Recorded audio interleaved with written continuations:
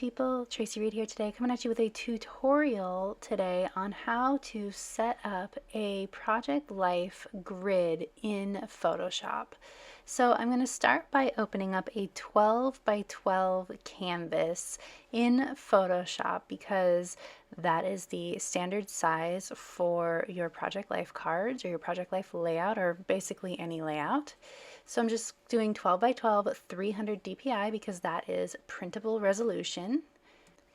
And then I'm going to use the rectangle tool and I'm going to click on it and then I'm going to double click on my canvas and set my width to 6 and my height to 4. 6 inches by 4 inches. That'll create a 4 by 6 card that I can then put up in the top right or top left corner of my canvas.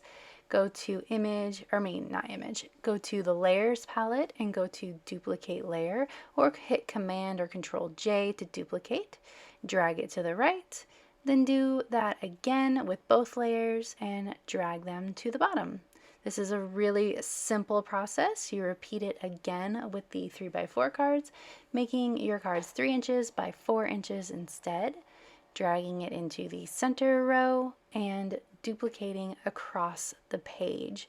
Again, this is super easy, but I get this question a lot. So I thought I would make a very quick video so that everybody can see how simple it is to set up your grid in Photoshop.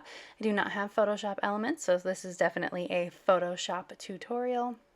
I prefer Photoshop to Photoshop Elements just because I use it to design, but it's a similar process in Photoshop Elements. So I'm going to change my canvas size to fit a 9 by 12 layout on the left-hand side of this page because the layout that I am creating is going to be a 9 by 12 paired with a 12 by 12 pocket layout. So I'm going to show you how I add my photos to this grid so that you can see what I found to be the best way to do it. So I'm going to use my crop tool and I'm going to crop this into a square. So I'm going to make sure it's set on width by height by resolution. Then I want this photo to be 2.5 inches square by 300 pixels per inch to match the size or the pixels per inch of my layout. You always want to work at 300 DPI or 300 pixels per inch because that is the printable size. Then I'm going to go ahead and select all. You can hit Command or Control A and then copy and then go back to my other layout. Click on the card I want to put it on. Command or Control click on the rectangle thumbnail on the layers palette so that when I paste, it pastes in the center of that rectangle. I'm going to do it again with this photo, only this one is going to be a different size. I think I'm going to make it a 3 by 5. It's not going to quite be, it's going to go on the 4 by 6 side, or 4 by 6 card, but it's not going to quite be 4 by 6 because I want to crop off a lot of this floor and ceiling. So I'm going to crop it down to 5 by 3. Then I'm going to copy and paste. I'm going to close it because I don't need to keep it open once I have pasted it onto this card. Again, Command click the layer thumbnail and then paste and it will center it in the middle of that card. Let's do it again with this photo and then we will speed up the process a little bit. So I'm going to crop this one to 2.5 by 3. First I'm going to have the wrong size and then I'm going to go, oh yeah, no, we need 2.5 by 3.5.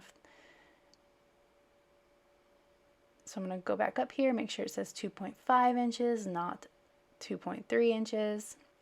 Center the photo in the cropping window. Then I'm going to accept the crop, maybe at some point. There we go. Then I'm going to copy, close, Command click the layer thumbnail of the square that I want it to be on, and then paste it.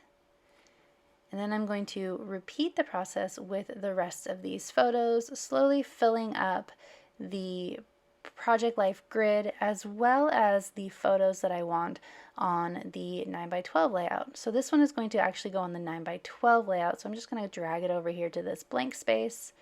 All of these photos going on the 9 by 12 layout are going to be 3 by 3 inches. So I'm cropping them to 3 by 3. I'm just going to move them out of the way. and then I'll rearrange them later. I want to adjust the contrast of this photo because it was a little bit washed out. So I'm just adjusting it in the levels by playing with the sliders until I have something that I like. And then I'm going to merge all my layers and then crop this one to 2.5 by 3.5, which is the size that I'm going with for all of my 3x4 card photos. Copy, close, Command click or Control click the layer thumbnail and paste. This one is going to be the 3x5, like my other 4x6 photos.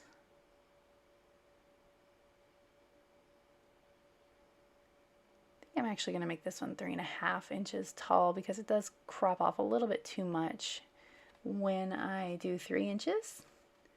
So I'm going to accept that change, copy, close, Command click the layer thumbnail, and oops, Command click it and paste. There we go. So I repeat this process with all of the photos. This one needs to be 2.5 by 3.5. You can see it's a little bit blurry. It was late. We'd had a few drinks. It was dark. Can't get a clear photo, even though I do love that photo, so I'm still going to use it. So the rest of these, I think, except for the very last one, are all going to be 3x3 for the 9x12 layout.